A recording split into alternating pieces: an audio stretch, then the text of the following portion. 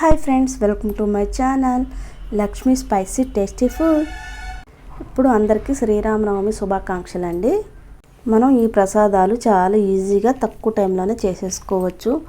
ఈ మూడు చాలా సింపుల్గా చేసేసుకోవచ్చు అండి. ఫస్ట్ బెల్లాన్ని తురుము తీసుకుని ఉంచుకుంటే అన్నీ ఈజీగా అయిపోతాయి.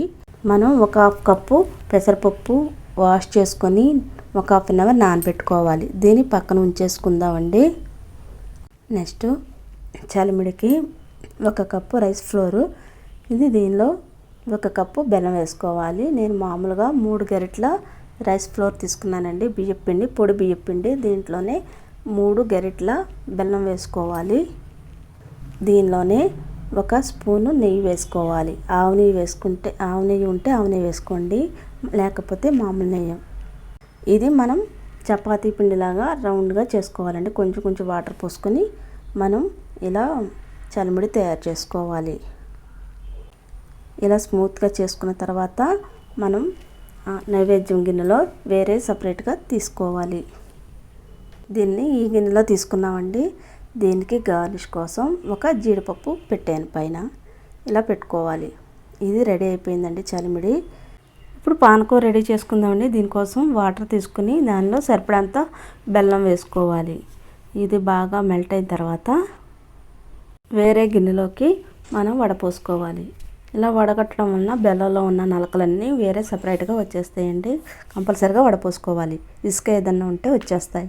ఇలా వడగట్టిన పానకంలో మనం ఒక స్పూన్ పెప్పర్ పౌడర్, ఒక అర స్పూన్ యాలకుల పౌడర్ వేసుకోవాలి.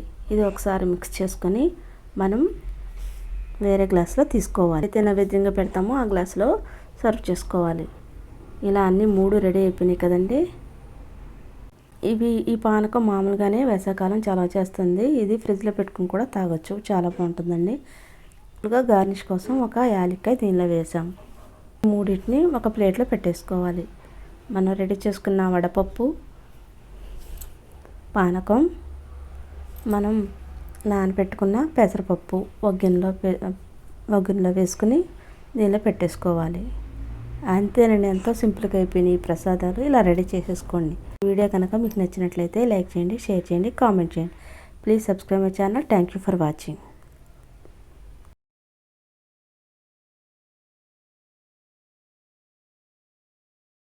రెడీ చేసుకున్న పానకంలో గార్నిష్ కోసం ఒక యాలక్కాయ వేసామండి. ఇవన్నీ ఇప్పుడు రెడీ చేసుకున్న చలిమిడి, పానకం, మనం వడపోసుకున్న పెసరపప్పు పెట్టుకోవాలి. ఒక గిన్నెలో తీసుకుని పెట్టుకోవాలండి. ఇలా రెడీ చేసేసుకున్నాం. ఇప్పుడు ప్రసాదాలన్నీ రెడీ అయిపోయినాయి. ఇది దేవుడికి నైవేద్యంగా పెట్టుకోవచ్చు. ఈజీగా చేసేసుకోవచ్చు అండి. ఫాస్ట్గానే హాఫ్ అన్ అవర్లో అయిపోతాయి. ఈ వీడియో కనుక మీకు నచ్చినట్లయితే లైక్ చేయండి, షేర్ చేయండి, కామెంట్ చేయండి. Please subscribe my channel. Thank you for watching.